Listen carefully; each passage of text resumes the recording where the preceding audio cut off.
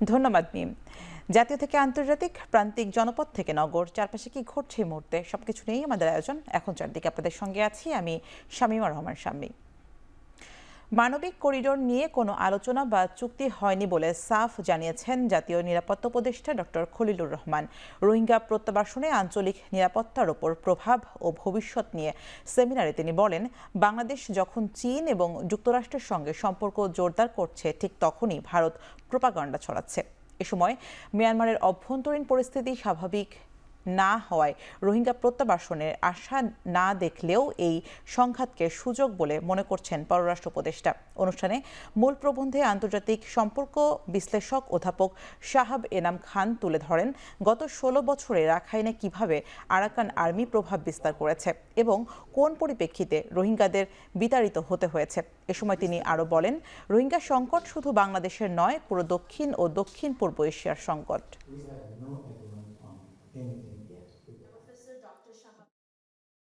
History says that such a problem has never been resolved peacefully. Such problems have always been resolved through conflict. Look at 71 in Bangladesh. Defeat of the Pakistan army. That's how the issue was resolved. Is this the conflict that is going on in Myanmar? Is this the conflict that is going to give or bring up an opportunity to resolve this issue? We have not discussed humanitarian corridor. We have no agreement on humanitarian corridor. We have no agreement on anything yet. মানবিক corridor নিয়ে জনগণের সাথে কানামাছি খেলছে সরকার, তাতে সন্দেহ বাড়ছে বলে অভিযোগ করেছেন বিএনপির সিনিয়র যুগ্ম মহাসচিব রুহুল কবির রিজভী। রোববার সকালে প্রেস ক্লাবের সামনে শাহরিন ইসলাম চৌধুরী তুহিনের মুক্তির দাবিতে বিক্ষোভ সমাবেশে তিনি বলেন, সরকার নির্বাচন নিয়ে টালবাহানা করছে। সীমান্তে দিল্লির আধিপত্যের বিরুদ্ধে সরকারের কোনো কঠোর অবস্থান দৃশ্যমান নয় বলেও জানান তিনি। সরকার ভারতের বিষয়ে নতজানু কেন, সেটিও জনগণের মনে প্রশ্ন রয়েছে বলে জানান বিএনপির নেতাকর্মীদের প্রতিহিংসামূলক মামলা দ্রুত তুলে নেয়ারও দাবি জানান তিনি। আজকে মানবিক করিডোরের কথা বলছেন, এই মানবিক করিডোরও আপনাকে লুকিয়ে লুকিয়ে এটা বলতে হচ্ছে। আপনার জনগণের ম্যান্ডেট নেই, আপনি নির্বাচিত নন। আজকে সব দিক থেকে এই কথা ধ্বনিত হচ্ছে।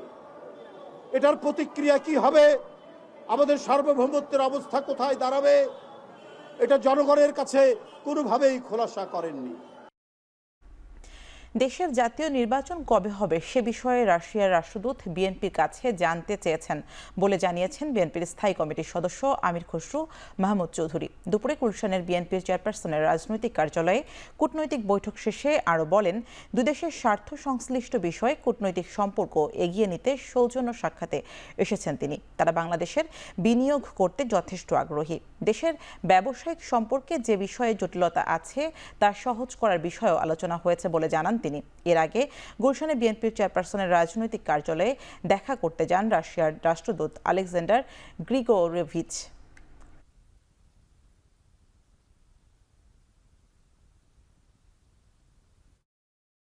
একটি নির্বাচিত সরকারের যে সাথে সবাই তো কাজ করতে একটা কমফোর্ট আছে সকলের, তো সেজন্য তো সকালেই অপেক্ষা করছে, শুধু রাশিয়ান না, যাদের সাথে আমাদের বিভিন্ন ইস্যুগুলো আছে, আনরিজলভড আছে কিংবা ভবিষ্যতে হওয়ার সম্ভাবনা আছে, সেটা সরকারি লেভেলে বেসরকারি লেভেলে সব ক্ষেত্রে এগুলো একটা অপেক্ষায় আছে। তো তারা সবাই চাচ্ছে নির্বাচনের মাধ্যমে নির্বাচিত সরকার আসলে এই সিদ্ধান্তগুলো নিতে অনেক সহজ হয়ে যাবে। শুধু জাতীয় ঐক্যমত্য কমিশন এককভাবে ঐক্যমত্য তৈরি করতে পারবে না, তাই রাজনৈতিক দলগুলোতে মত তৈরিতে উদ্বুদ্ধ করার আহ্বান জানিয়েছেন কমিশনের সভাপতি ডক্টর আলী রিয়াজ। রোববার সকালে সংসদ ভবনের এলডি হলে 12 দলীয় জোটের সাথে জাতীয় ঐক্যমত্য কমিশনের বৈঠকের শুরুতে তিনি কথা বলেন।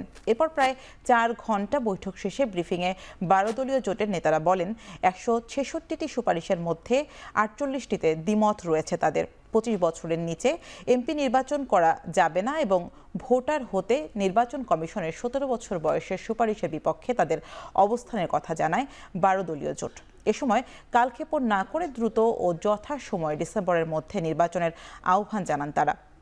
সেই সঙ্গে জাতীয় ঐকমত্য কমিশনকে সংস্কারের ব্যাপারে অনেক বেশি উচ্চাকাঙ্ক্ষা থেকে বেরিয়ে আসার আহ্বান জানায় দলটি।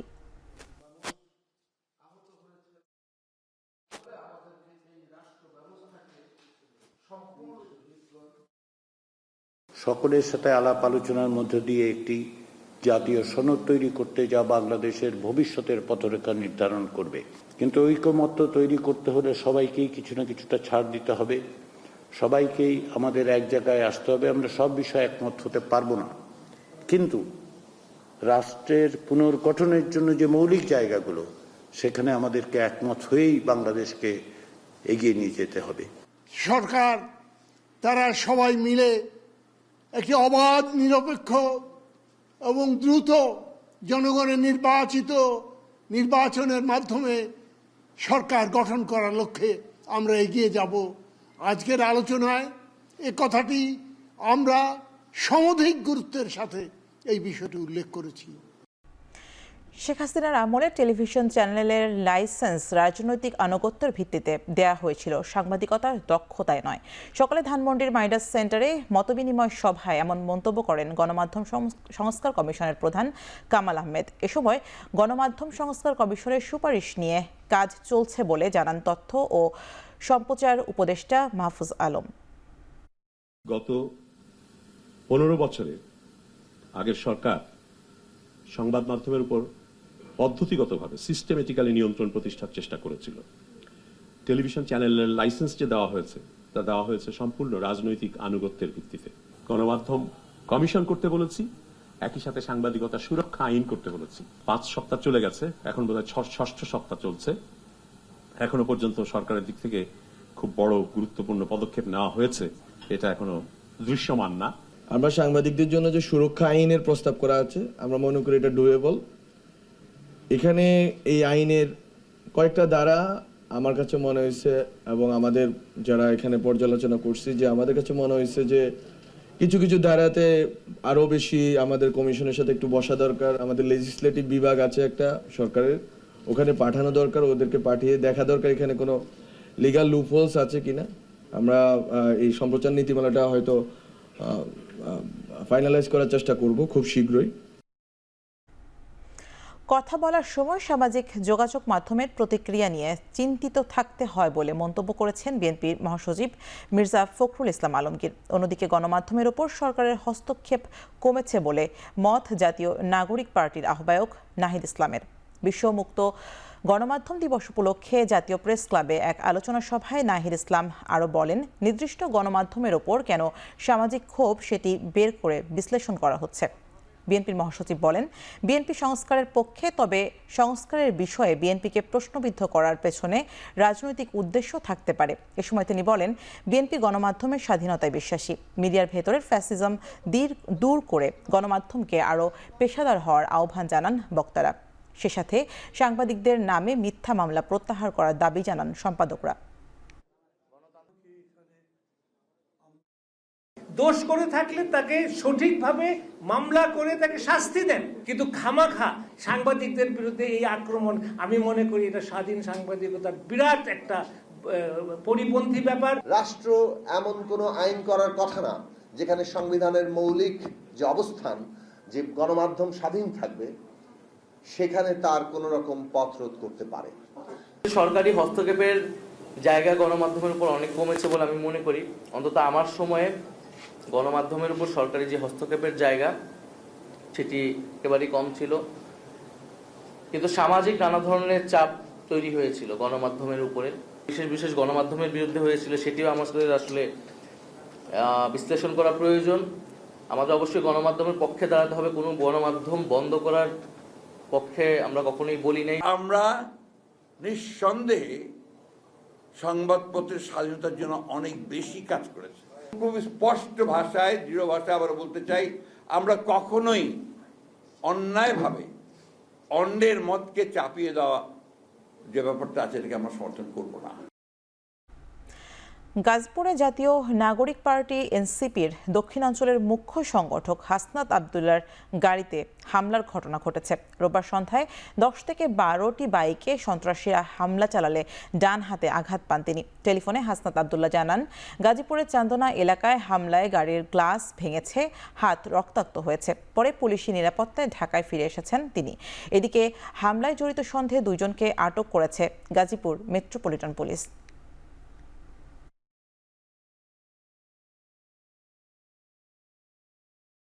গাড়ি করছে, গ্লাস ভেঙে ফেলছে। ভাই আমি একা ছিলাম গাড়িতে। এই যে ভাই এখন তো ভাই চালান না এখানে, আপনি নামছেন কেন? আপনি এখানে ইয়ে করেন না, আপনি পুলিশের ফাঁড়িতে যান না কোথাও। ভাই আমরা তো ফাঁড়ি কোন জায়গা, ফাঁড়ি কোন জায়গায়, এখানে ফাঁড়ি কোথায় আছে, ফাঁড়ি কোন জায়গায়, আর কোন জায়গায় ওই যে গাড়ি ভেঙে ফেলছে, ওই যে একদম ওই গাড়ি কই, ওই যে গাড়ি বাম পাশে ভেঙে ফেলছে। ভাই এই যে আমি তো এখনো গাড়িতে, ভাই ওই যে গাড়িতে আক্রমণ পিছনে আছে তো 12 জনের মতো। ভাই আগে বামে যান না ভাই। এদিকে হাসনাত আবদুল্লার উপর হামলার প্রতিবাদে তাৎক্ষণিকভাবে রাজধানীর বাংলা মোটরে বিক্ষোভ মিছিল করেছে এনসিপি। এই ঘটনার সঙ্গে আওয়ামী লীগ ও নিষিদ্ধ ছাত্র সংগঠন ছাত্রলীগ জড়িত বলে দাবি করেন তারা। এছাড়া 24 ঘন্টার মধ্যে জড়িতদের গ্রেপ্তার করা না হলে কঠোর কর্মসূচির হুঁশিয়ারি দেওয়া হয়। এদিকে গাজীপুরেও বৈষম্য বিরোধী ছাত্র আন্দোলন ও এনসিপির নেতাকর্মীরা বিক্ষোভ মিছিল করেন। একই দাবিতে রাতে চট্টগ্রামে মশাল মিছিল করেন এনসিপির নেতাকর্মীরা। এ সময় হামলার ঘটনার তীব্র নিন্দা জানান তারা।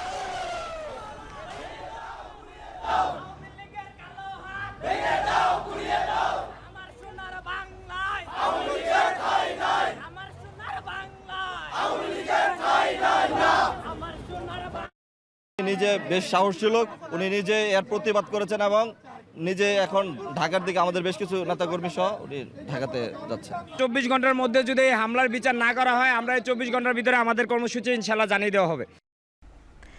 বিএনপির ভারপ্রাপ্ত চেয়ারম্যান তারেক রহমান সহ 21 আগস্ট গ্রেনেড হামলা মামলায় 49 আসামি খালাসের বিরুদ্ধে রাষ্ট্রপক্ষের করা আবেদনের শুনানি মঙ্গলবার। রোববার আপিল বিভাগের বিচারপতি জুবাইর রহমান চৌধুরীর নেতৃত্বে 3 বিচারপতির আপিল বেঞ্চ এই আদেশ দেন। আপিল বিভাগ জানায়, মঙ্গলবার গুরুত্ব অনুসারে এই শুনানিতে প্রধান বিচারপতির উপস্থিত থাকাটা গুরুত্বপূর্ণ। বিচারপতি একেএম আসাদুজ্জামান ও বিচারপতি সৈয়দ এনায়েত হোসেনের হাইকোর্ট বেঞ্চ গত 1 ডিসেম্বর তারেক রহমান সহ সব আসামিকে খালাসের রায় দেন। 21 নভেম্বর এই মামলায় খালাস চেয়ে করা আসামির আপিল ও ডেথ রেফারেন্স শুনানি শেষ হয়। 2018 সালের 10 অক্টোবর এই মামলায় সাবেক স্বরাষ্ট্র প্রতিমন্ত্রী লুৎফুজ্জামান বাবর ও বিএনপি নেতা আব্দুস সালাম পিন্টু সহ 19 জনকে মৃত্যুদণ্ড দেন বিচারিক আদালত।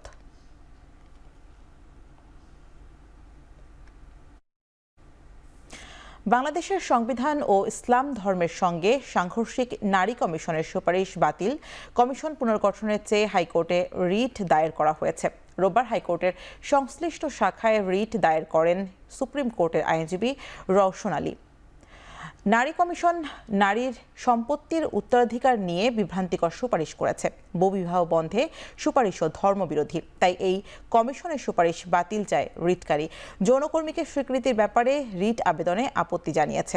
সোমবার রিট আবেদনের ওপর শুনানির জন্য বিচারপতি ফাতেমা নজিব ও বিচারপতি শিকদার মাহমুদ রাজির হাইকোর্ট বেঞ্চে উপস্থাপন করার কথা জানিয়েছে আইনজীবী।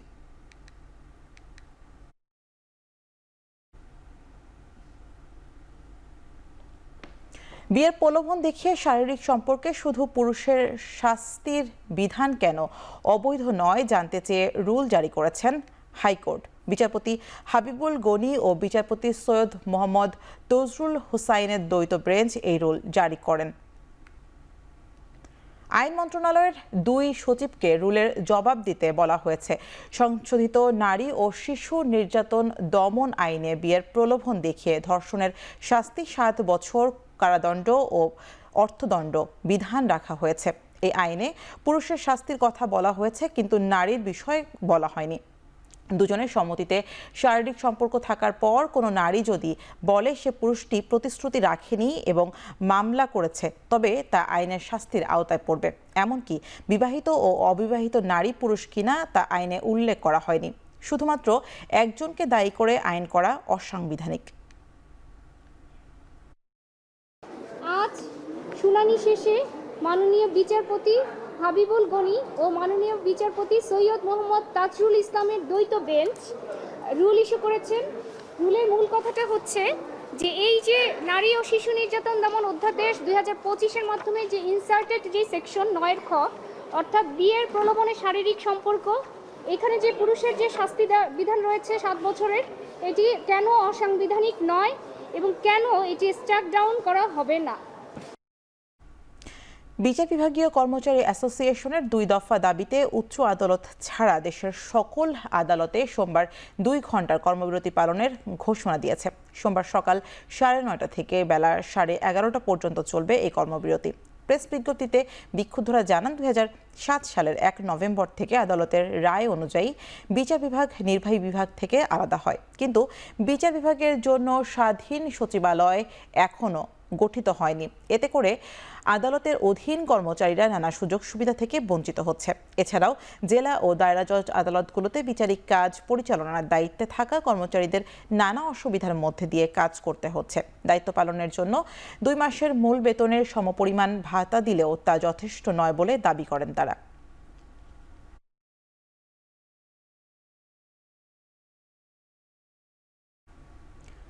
রাষ্ট্রদ্রোহী মামলায় কারাগারে যাওয়া ইসকনের বহিষ্কৃত নেতা চিন্ময় কৃষ্ণের জামিন বাতিল ও বিচারের দাবিতে চট্টগ্রামে বিক্ষোভ মিছিল অনুষ্ঠিত হয়েছে। রোববার সকালে চট্টগ্রাম আইনজীবী ভবনের সামনে এই বিক্ষোভ মিছিল করেন বৈষম্য বিরোধী ছাত্র আন্দোলন। মিছিলটি আইনজীবী ভবনের সামনে থেকে শুরু করে আদালত প্রাঙ্গণে গিয়ে শেষ হয়। এ সময় চিন্ময় কৃষ্ণের বিচারের দাবি বিভিন্ন স্লোগান দিতে থাকেন বৈষম্য বিরোধী ছাত্র আন্দোলনের নেতাকর্মীরা। এ সময় বক্তারা বলেন, চিন্ময় কৃষ্ণের উস্কানিতে আদালত প্রাঙ্গণে আইনজীবী সাইফুল ইসলাম আলিফকে হত্যা করা হয়, কিন্তু সে ঘটনায় এখনও তার বিরুদ্ধে চার্জশিট দেওয়া হয়নি। উল্টো একটি গোষ্ঠী তাকে জামিন দিতে তৎপর হয়ে উঠেছে। জুলাই পরবর্তী সময়ে চিন্ময় কৃষ্ণ বিশৃঙ্খলা সৃষ্টি করে দেশকে অস্থিতিশীল করার চেষ্টা করেছে বলেও দাবি করেন বক্তারা। চিন্ময় কৃষ্ণকে জামিন দেওয়া হলে চট্টগ্রাম ব্লকেট কর্মসূচি সহ কঠোর আন্দোলনের হুঁশিয়ারি দেন তারা। অ্যাডভোকেট আলিফ হত্যা মামলার প্রধান আসামি এখন এই আজকে হত্যা মামলার এতদিন পরবর্তীতেও চিন্ময় কৃষ্ণ নামে কোনো চার্জশিট দেওয়া হয় নাই। সাধারণ জনগণ, সাধারণ ছাত্র সমাজকে বাধ্য করবেন না কঠোর থেকে কঠোর কর্মসূচি দেওয়ার জন্য। আজকে মহামান্য সুপ্রিম কোর্টে চিন্ময় দাসের একটা জামিন শুনানি রয়েছে। সেই জামিন শুনানিকে কেন্দ্র করে যাতে কেউ আইন শৃঙ্খলা বিঘ্ন করতে না পারে এবং সাধারণ মানুষের জান মালের ক্ষতি করতে না পারে, সেই জন্য আমরা একটা নিরাপত্তা ব্যবস্থা নেওয়া হয়েছে। বিচার ব্যবস্থার পূর্ণাঙ্গ সংস্কার না হলে অন্যান্য সংস্কার ফলপ্রসূ হবে না বলে মন্তব্য করেছেন প্রধান বিচারপতি ডক্টর সৈয়দ রেফাত আহমেদ। সকালে চট্টগ্রাম বিশ্ববিদ্যালয়ের আইন অনুষদে এক সেমিনারে একথা বলেন তিনি। সংস্কার প্রক্রিয়া গতিশীল করার ব্যাপারে তাগিদ দেন দিয়ে বিচারপতি বলেন, বিচার ব্যবস্থায় বিকেন্দ্রীকরণ এখন সময়ের দাবি। সংস্কারের যে বহু মাত্রিক একটা সেক্টরাল সংস্কার প্রক্রিয়া চলছে এবং বহু আপনার রেকমেন্ডেশনস প্রপোজাল রাখা হয়েছে, তবে আমি মনে করি বিচার ব্যবস্থার যদি সংস্কার পূর্ণাঙ্গ যদি সংস্কার না হয়, অন্যান্য সংস্কার প্রক্রিয়ার স্থায়িত্ব বজায় থাকবে না। এইটাই আমি বার্তাটা পৌঁছতে চাইছি দেশবাসীর কাছে। পৃথিবীর একমাত্র দেশ ভারত যারা পানিকে মরণাস্ত্র হিসেবে ব্যবহার করছে বলে মন্তব্য করেছেন বিএনপির স্থায়ী কমিটির সদস্য মির্জা আব্বাস। এ সময় শুধু তিস্তা নয়, সারা বাংলাদেশের 54টি অভিন্ন নদীর পানি ভারত সরকার বন্ধ করেছে বলেও অভিযোগ করেন তিনি। রোববার বিকেলে রংপুরের শাপলা চত্বরে তিস্তা নদী রক্ষা আন্দোলনের পদযাত্রায় এই কথা বলেন তিনি। উত্তরের জীবনরেখা তিস্তার ভাঙন ও আকস্মিক বন্যায় ক্ষয়ক্ষতির চিত্র তুলে ধরে মির্জা আব্বাস বলেন, চাটুকার আওয়ামী লীগ সরকারের কারণে তিস্তার ন্যায্য হিস্সা আদায় হয়নি। তিস্তা নদী রক্ষা আন্দোলনের ডাকে গেল ফেব্রুয়ারিতে তিস্তার চরে টানা 48 ঘন্টা অবস্থান কর্মসূচি পালন করে 5 জেলার মানুষ। এর আগে গণপদযাত্রাটি শাপলা চত্বরে শুরু হয়ে রংপুর জেলা স্কুল মাঠে গিয়ে শেষ হয়।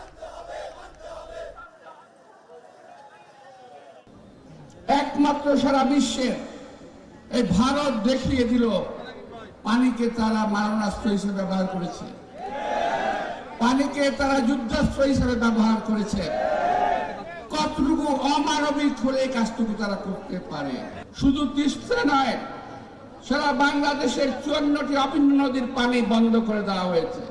অনেক আগেই এই পানির হিস্সা আদায় করতে পারতাম যদি হাসিনার মতো একটা চালুকার সরকার বাংলাদেশে না আসতো। বাংলাদেশের সুপ্রিম কোর্টের সিনিয়র আইনজীবী ও জামায়াত ইসলামের সাবেক সহকারী সেক্রেটারি জেনারেল ব্যারিস্টার আব্দুর রাজ্জাকের প্রথম জানাজা সম্পন্ন হয়েছে। ধানমন্ডির তাকওয়া মসজিদে বাদ এশা তার প্রথম জানাজা হয়। সোমবার বেলা 11টায় সুপ্রিম কোর্ট এবং বাদ জোহর বায়তুল মোকাররম মসজিদ প্রাঙ্গণে দ্বিতীয় ও তৃতীয় জানাজা হবে। তবে এখনও দাফনের সময় নিশ্চিত করেনি পরিবার। এর আগে রোববার বিকেলে রাজধানীর ইবনে সিনা হাসপাতালে শেষ নিঃশ্বাস ত্যাগ করেন তিনি। খবর পেয়ে ছুটে আসেন পরিবার পরিজন, আইন অঙ্গনের সহকর্মীরা। স্মরণ করেন তার দীর্ঘদিনের ভূমিকার কথা। দীর্ঘদিন ধরে ক্যান্সার আক্রান্ত হয়ে চিকিৎসাধীন ছিলেন এই আইনজীবী। সবশেষ গত 21 এপ্রিল অসুস্থ অবস্থায় হাসপাতালে ভর্তি করা হয় তাকে। গেল 26 ডিসেম্বর 11 বছর পর যুক্তরাজ্য থেকে দেশে ফেরেন সুপ্রিম কোর্টের এই জ্যেষ্ঠ আইনজীবী। ওনার ব্যক্তিত্ববোধ সব মানুষের চেয়ে আলাদা। আমি অনেক আইনজীবীর সঙ্গে কাজ করেছি, অনেক সিনিয়র আইনজীবীর সঙ্গে, কিন্তু এইরকম প্রভাব ক্রিয়েট করতে পারে জুনিয়রদের উপরে কিংবা আদালতের উপরে তার দ্বিতীয় কোনো ব্যক্তি আমি দেখি। তিনি জামাতে ইসলামীর পক্ষে প্রধান কৌশলী ছিলেন। চিফ ডিফেন্স লয়ার হিসেবে তিনি তার দায়িত্ব, তার পেশাগত দায়িত্বের বাইরে গিয়েও তিনি অনেক কিছু করেছেন, যেটা আমাদেরকে চিরদিনের জন্য ঋণী করে রেখেছে। তার এই সমস্ত ঋণ পরিশোধ করার কোনো শক্তি বাংলাদেশ জামাত ইসলামের নেই। তবে মহান রবের দরবারে দোয়া করব, আল্লাহ যেন তার সমস্ত নেক অবদানকে কবুল করে তার মধ্যে অফুরন্ত বারাকা দেন। ভোক্তা পর্যায়ে এলপিজির দাম কমেছে। মে মাসের জন্য 12 কেজি এলপিজি সিলিন্ডারের দাম 19 টাকা কমিয়ে 1431 টাকা নির্ধারণ করা হয়েছে। যা এতদিন যা ছিল 1450 টাকা। বাংলাদেশ এনার্জি রেগুলেটরি কমিশনের চেয়ারম্যান জালাল আহমেদ সংস্থাটির কার্যালয়ে সংবাদ সম্মেলন করে নতুন এই দাম ঘোষণা করেন। এর আগে গত 6 এপ্রিল 12 কেজি সিলিন্ডারের দাম অপরিবর্তিত রেখে নির্দেশনা জারি করেছিল বিইআরসি। এছাড়া গাড়িতে ব্যবহৃত অটো গ্যাসের দামও কমেছে। প্রতি লিটার অটো গ্যাসের দাম 84 পয়সা কমিয়ে 65 টাকা 57 পয়সা নির্ধারণ করা হয়েছে। এছাড়া সরকারি 12.5 কেজির বোতলজাত এলপিজির নতুন দর 825 টাকা। আন্তর্জাতিক বাজারের সঙ্গে সামঞ্জস্য রাখতে প্রতি মাসে এলপিজির মূল্য ঘোষণা করে আসছে বিইআরসি। 2021 সালের 12 এপ্রিল দেশে প্রথমবারের মতো এলপিজির দাম নির্ধারণ করে বিইআরসি। তারপর থেকে প্রতি মাসে একবার করে দাম সমন্বয় করা হয়।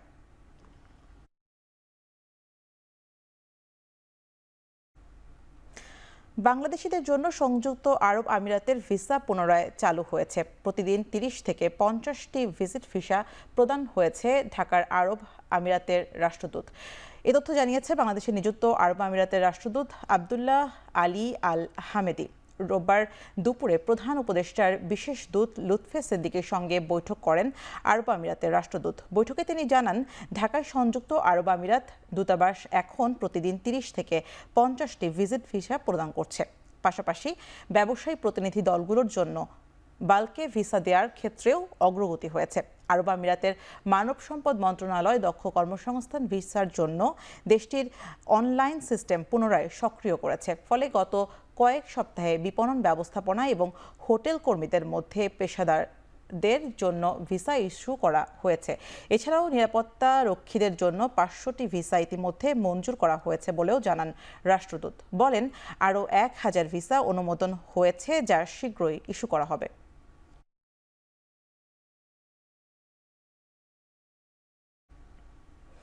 পূর্ব নির্ধারিত ঘোষণা অনুযায়ী 2 মাস 8 দিন পর রোববার খুলনা প্রকৌশল ও প্রযুক্তি বিশ্ববিদ্যালয়ের একাডেমিক কার্যক্রম শুরু হওয়ার কথা থাকলেও শিক্ষকদের অনুপস্থিতিতে তা সম্ভব হয়নি।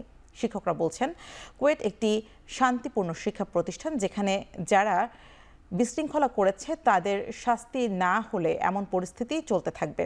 এদিকে শিক্ষার্থীরা বলছেন, বিশ্ববিদ্যালয় বন্ধ থাকার কারণে এমনিতেই তারা লেখাপড়ায় অনেকটা পিছিয়ে গেছেন। এরপর যদি এই ধারাবাহিকতা চলমান থাকে তাহলে তাদের ভবিষ্যৎ অনিশ্চিত হয়ে পড়বে বলে শঙ্কা তাদের। গত 18 ফেব্রুয়ারি শিক্ষকদের লাঞ্ছিতের ঘটনার সঙ্গে জড়িতদের সুষ্ঠু বিচার নিশ্চিত না হওয়া পর্যন্ত একাডেমিক কার্যক্রম থেকে বিরত থাকার কথা জানান শিক্ষক সমিতি।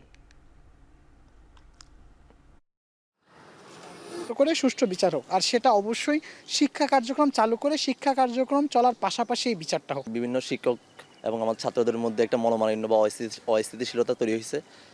তো ওইটার কারণ হচ্ছে যে আমরা এটার ফলাফল হিসেবে আমরা ক্লাসে বসতে পারতেছি না। যেহেতু আমরা পিছিয়ে যাচ্ছি, তো ক্লাসটাও তাড়াতাড়ি শুরু হোক, পাশাপাশি বিচার যেটা সেটা সেভাবে চলতে থাকুক। ওই দিন এবং পরবর্তীতে যে শিক্ষকরা লাঞ্ছিত হয়েছে তাদের পেছনে এই আন্দোলনকে কেন্দ্র করে এই লাঞ্ছনার ঘটনাগুলো যারা ঘটিয়েছে তাদেরকেও চিহ্নিত করা দরকার। এই পুরো বিষয়টাই তদন্ত করে সুষ্ঠু বিচার নিশ্চিত না করা পর্যন্ত শিক্ষকবৃন্দ একাডেমিক কার্যক্রম থেকে বিরত থাকার সিদ্ধান্ত নিয়েছে। নকশা বহির্ভূত ভবন নির্মাণ সহ একাধিক অভিযোগের ভিত্তিতে রাজধানীর তাঁতীবাজারে বেশ কয়েকটি ভবনে মোবাইল কোর্ট পরিচালনা করেছে রাজুক। রোববার বেলা 11টার দিকে অভিযান শুরু হয়। এই সময় দুটি ভবনে আবাসিক অনুমোদন নিয়ে বাণিজ্যিক কার্যক্রম পরিচালনা করায় দুটি ভবনের বৈদ্যুতিক লাইন বিচ্ছিন্ন করা হয়। একই সঙ্গে নকশা বহির্ভূত রাস্তার জায়গা দখল করে ভবন নির্মাণের কারণে আরেকটি ভবন মালিককে 3 লাখ টাকা জরিমানা করা হয়। যদিও ভবন কর্তৃপক্ষের দাবি, রাজুকের অনুমোদন নিয়েই দীর্ঘ কয়েক দশক ধরে বসবাস ও ব্যবসা করছেন তারা। হঠাৎ করে এমন অভিযানের ফলে ব্যবসার পুঁজি হারানোর শঙ্কা প্রকাশও করেন অনেকে। তবে রাজুক বলছে, নির্দিষ্ট অভিযোগের ভিত্তিতে অভিযান করেছেন তারা। ব্যবসায়ীরা ভবনের নকশার যথাযথ কাগজপত্র দেখাতে ব্যর্থ হয়েছেন বলে জানান ম্যাজিস্ট্রেট।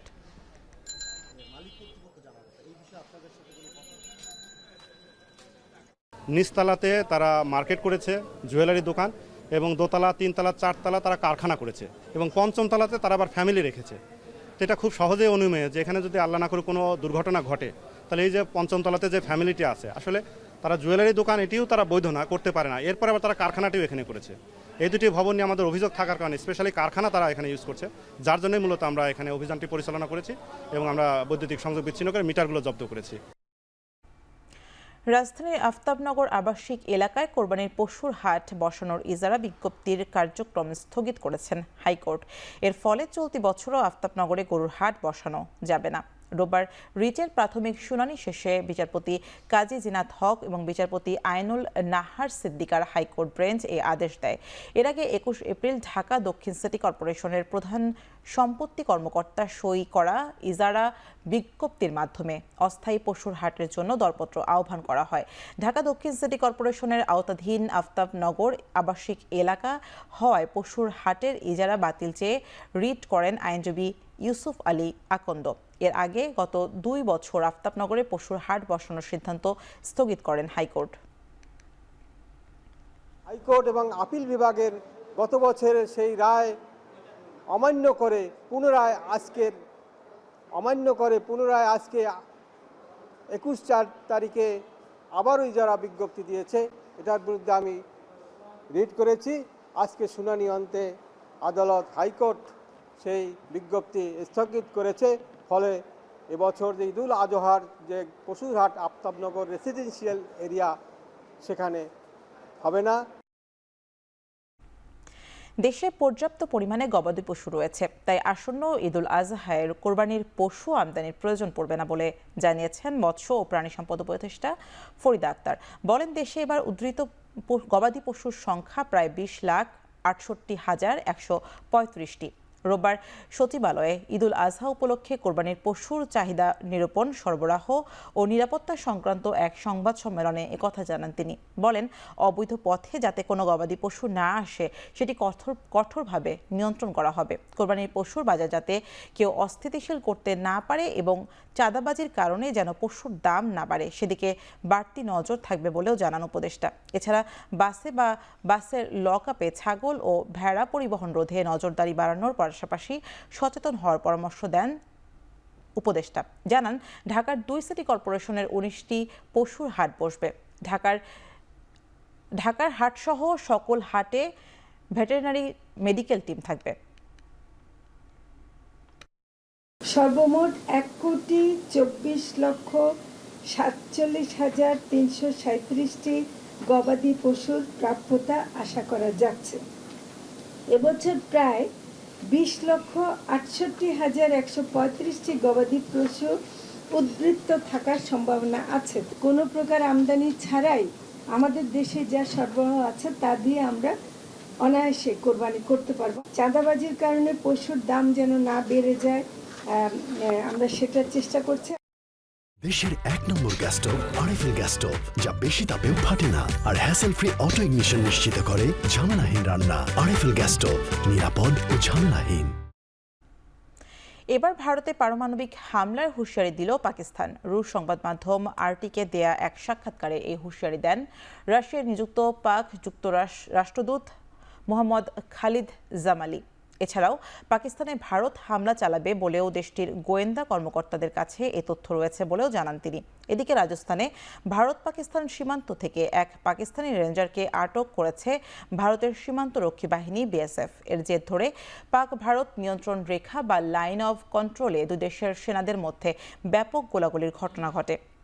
এদিকে দুদেশের উত্তেজনাপূর্ণ এই পরিস্থিতিতে আগামী সপ্তাহে ভারত ও পাকিস্তান সফরে আসছেন ইরানের পররাষ্ট্রমন্ত্রী আব্বাস আরগচি।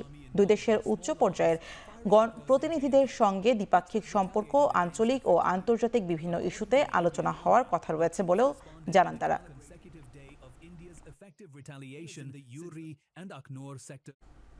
ভারতের জম্মু কাশ্মীরে সেনাদের বহনকারী একটি গাড়ি খাদে পড়ে 3 ভারতীয় সেনার মৃত্যু হয়েছে। পাহাড়ি অঞ্চলে রাস্তা থেকে পিছলে 700 ফুট নিচে গভীর খাদে পড়ে যায় সেনা সদস্য বহনকারী ট্রাকটি। এতে ঘটনাস্থলে মারা যায় অমিত কুমার, সিজিত কুমার ও মান বাহাদুর নামে 3 সেনা। জম্মু থেকে শ্রীনগর যাওয়ার পথে এই দুর্ঘটনা ঘটে। ভারতীয় সেনাবাহিনীর সঙ্গে জম্মু কাশ্মীর পুলিশ, দুর্যোগ প্রতিরক্ষা বাহিনী ও স্থানীয়রা উদ্ধার অভিযানে অংশ নেয়। দুর্ঘটনায় গাড়িটি দুমড়ে মুচড়ে যায়।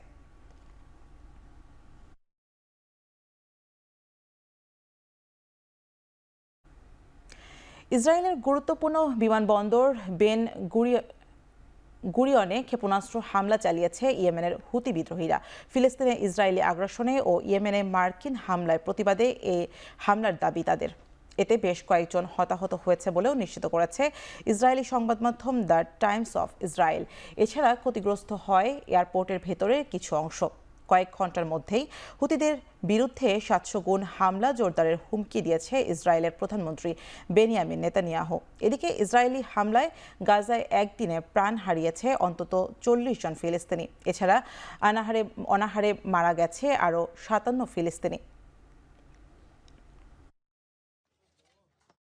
টানা দ্বিতীয় মাসের মতো জ্বালানি তেলের উত্তোলন বাড়াতে সম্মত হয়েছে জ্বালানি তেল উত্তোলক ও রপ্তানিকারক দেশগুলোর সংগঠক ওপেক প্লাস। জুন মাসে দৈনিক 4,11,000 ব্যারেল জ্বালানি তেল বেশি উত্তোলন করবে ওপেক প্লাস দেশগুলো। সৌদি আরব আর রাশিয়া গেল মাসেই ঘোষণা দিয়েছিল মে মাসেও অতিরিক্ত 4,11,000 ব্যারেল জ্বালানি তেল উত্তোলন করা হবে। ব্যারেল প্রতি জ্বালানি তেলের দর 4 বছরের মধ্যে সর্বনিম্ন $60 ধরে রাখার চেষ্টায় বাজার যেন অস্থিতিশীল না হয় সে লক্ষ্যে বাড়ানো হয়েছে উত্তোলন। জুলাইতে উত্তোলনের বিষয়ে বৈঠক হবে 1 জুন। ডোনাল্ড ট্রাম্প মার্কিন প্রেসিডেন্ট হিসেবে দায়িত্ব নেওয়ার পর শুল্কযুদ্ধ শুরু করলে বিশ্ববাজারে জ্বালানি তেলের দর 1% কমে যায়। বর্তমানে ব্যারেল প্রতি পরিশোধিত জ্বালানি তেল বিক্রি হচ্ছে $61 দরে।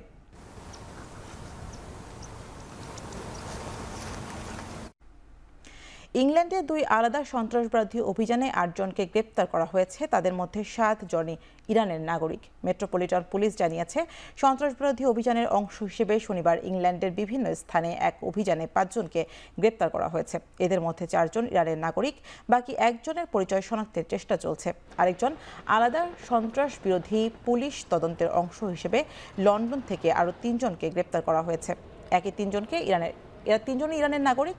পুলিশ জানিয়েছে যে তাদেরকে তদন্তের একটি নির্দিষ্ট স্থানে লক্ষ্যবস্তু করার সন্দেহভাজন ষড়যন্ত্রের সাথে সম্পর্কিত। 2026 টি-20 বিশ্বকাপ পর্যন্ত বাংলাদেশের টি-20 দলের অধিনায়ক নির্বাচিত হয়েছেন লিটন দাস। সহ অধিনায়কত্ব করবেন শেখ মাহদি। রোববার সংযুক্ত আরব আমিরাত ও পাকিস্তানের বিপক্ষে আলাদা টি-20 সিরিজের জন্য দল ঘোষণার আগে জানিয়েছে বিসিবি। 16 সদস্যের দলে ফিরেছেন নাজমুল হোসেন শান্ত, তাওহিদ হৃদয়, পেসার মুস্তাফিজুর রহমান ও শরীফুল ইসলাম। প্রথমবার টি-20 দলে ডাক পেয়েছেন নাহিদ রানা। এছাড়া দলে আছেন তামজিদ তামিম, পারভেজ ইমন, সৌম্য সরকার, শামীম পাটোয়ারি, জাকের আলী অনিক, রিশাদ হোসেন, তানভীর ইসলাম, হাসান মাহমুদ ও তানজিম সাকিব। ইনজুরির কারণে দল থেকে বাদ পড়েছেন তাসকিন আহমেদ। আরও বাদ পড়েছেন আফিফ, মিরাজ ও রিপন মণ্ডল। আগামী 17 মে সংযুক্ত আরব আমিরাতের বিপক্ষে সিরিজের প্রথম টি-20তে মুখোমুখি হবে বাংলাদেশ। 2 ম্যাচের সিরিজের পর পাকিস্তানের বিপক্ষে 5 ম্যাচের টি-20তে সিরিজ খেলবে টাইগাররা। ভেরি ইম্পর্টেন্ট বলি, ভ্যালুয়েবল বলি আমাদের জাতীয় দলের জন্য। স্পেশালি আমি বলবো টেস্ট ম্যাচ অ্যান্ড ওয়ান ডেতে অনেক ভ্যালুয়েবল, এবং ওয়ার্ল্ড র্যাঙ্কিংয়ে তার প্রতিফলন হচ্ছে, শুধু জাতীয় দলে না।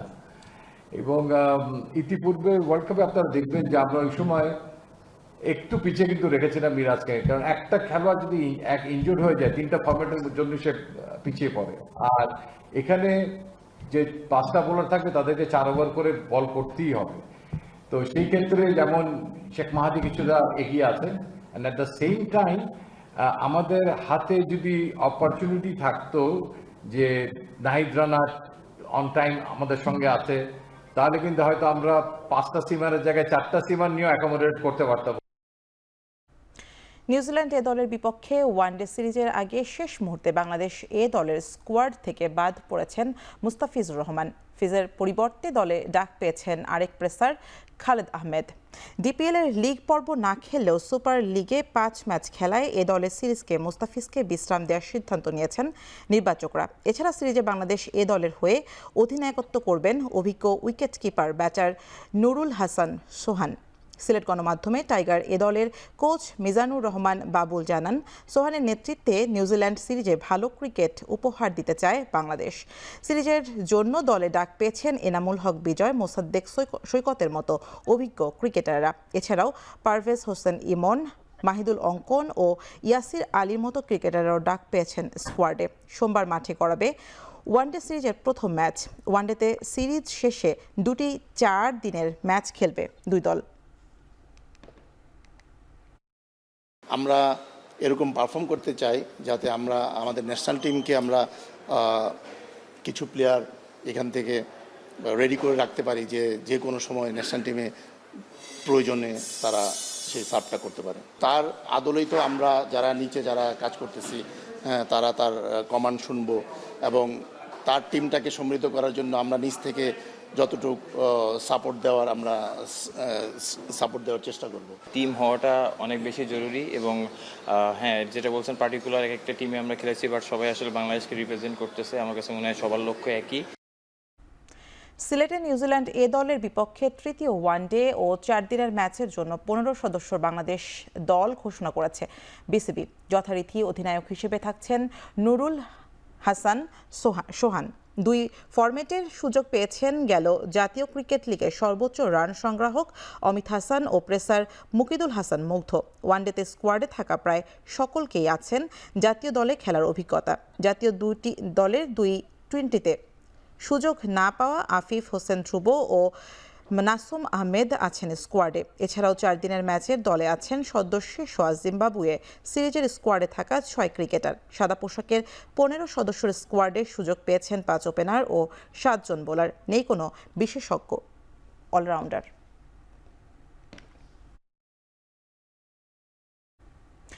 হকিতে অ্যাডহক কমিটির 5 মাস পেরোলেও এখন পর্যন্ত আয়োজন করতে পারেনি ঘরোয়া লীগ। তবে আগামী সপ্তাহে ক্লাবগুলোকে চিঠি দেবে ফেডারেশন। একথা জানান ফেডারেশনের সাধারণ সম্পাদক অবসরপ্রাপ্ত লেফটেন্যান্ট কর্নেল রিয়াজুল হাসান।